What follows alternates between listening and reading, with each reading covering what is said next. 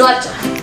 Cuaca adalah keadaan udara yang mana waktunya relatif singkat dan wilayahnya relatif sempit.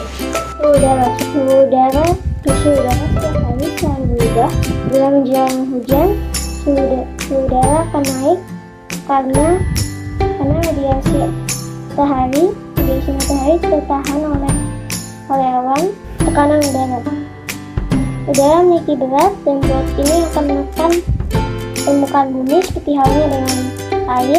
Tekanan udara dapat diukur dengan barometer. Ini hasil penelitian tekanan udara dalam jangka waktu tertentu yang dicatat diagram. Misalnya banyak. Yang pertama, tekanan udara di suatu tempat akan berubah setiap waktunya, setiap hari.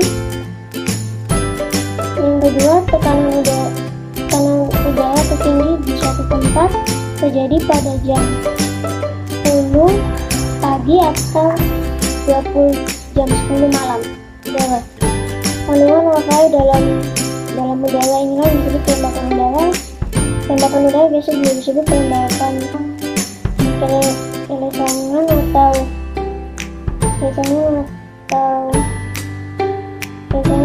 kawasan udara. Kelembapan udara dibagi menjadi dua, yaitu kelembapan mutlak atau kelembapan absolut dan kelembapan relatif atau nisbi. Kelembapan absolut adalah kontannya massa uap air. Kelembapan nisbi adalah bilangan dalam persentase atau persen yang merupakan perbandingan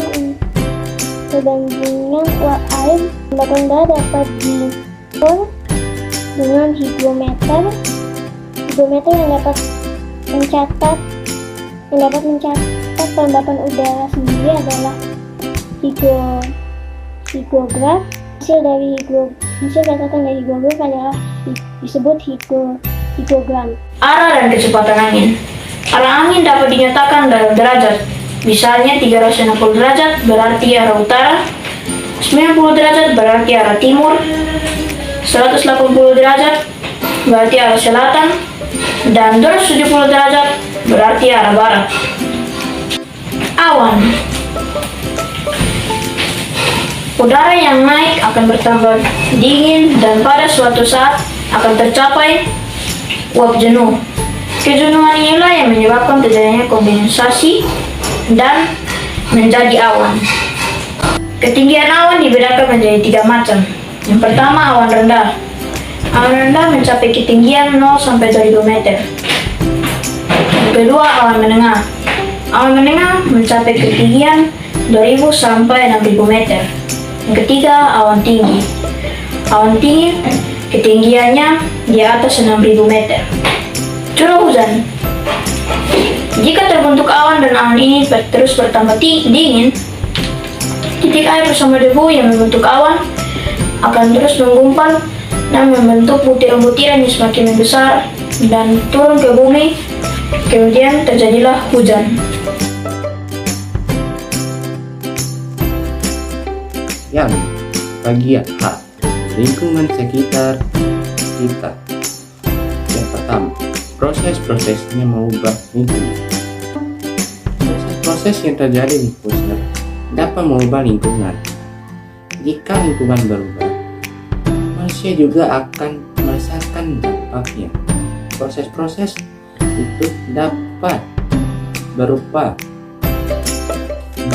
perubahan di lapisan bumi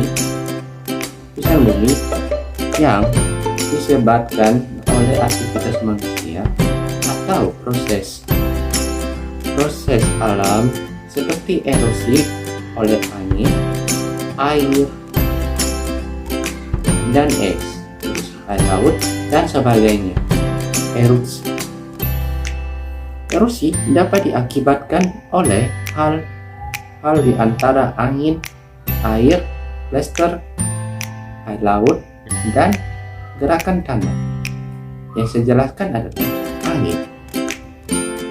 Di daerah padang pasir, erosi angin memiliki pengaruh paling besar. Angin akan melepaskan pasir angin akan membawa butiran pasir kasar dan praktikkan lapisan tanah. Tanah ini pertambangan sekitar 1 miliar di atas tanah. Jika partikel bergeraknya cepat, itu menandai aliran garam, bagian jawabannya akan tipis. Air merupakan penyebab utama erosi yang bergerak, dapat menghanyutkan lapisan tanah dan partikel batuan serta membawanya ke sepanjang aliran sungai. Kemudian ada yang mengendap di muara sungai.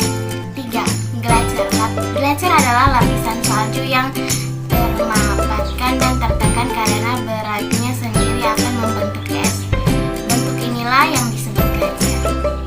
4. Angin menyebabkan terjadinya ombak di air laut.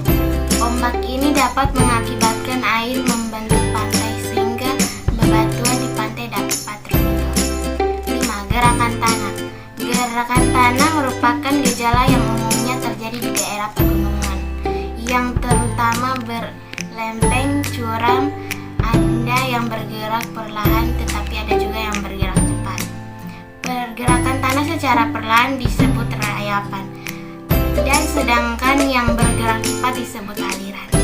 Sekian pembahasan kelompok 3 tentang struktur bumi bagian E sampai H. Terima kasih, salam.